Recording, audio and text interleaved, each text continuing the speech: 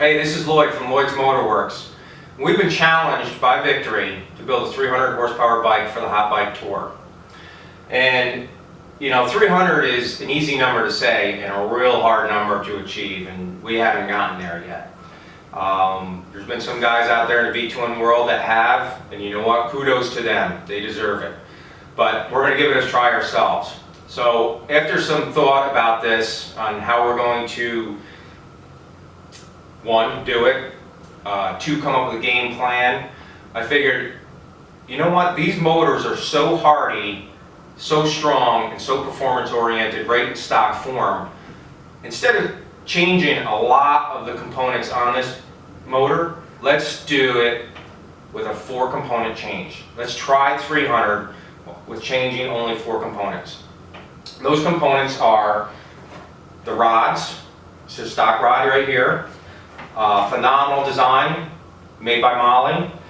You know, we've made over 200 horse with stock rods, not broke them.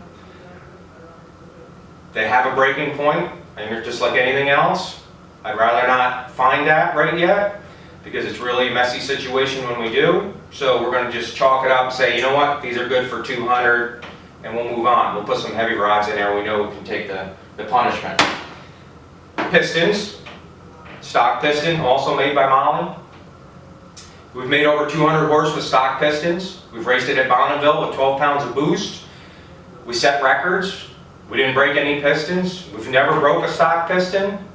But there again, I don't want to find the limit on those either, so we're just going to chalk them up at being good for 200 and move on. Valves. You know, stock valves and heads float awesome in stock form, but we need just a little bit more airflow to be able to achieve these big numbers. So we're going to just put some bigger intake valves in it. We're going to leave the stock exhaust valves in it. We're also going to leave the stock valve springs in it. Stock valve springs are of a beehive design. They work phenomenal. We've run stock valve trains to 7,500 RPMs with no valve float. They work. We're going to keep them. And our cams.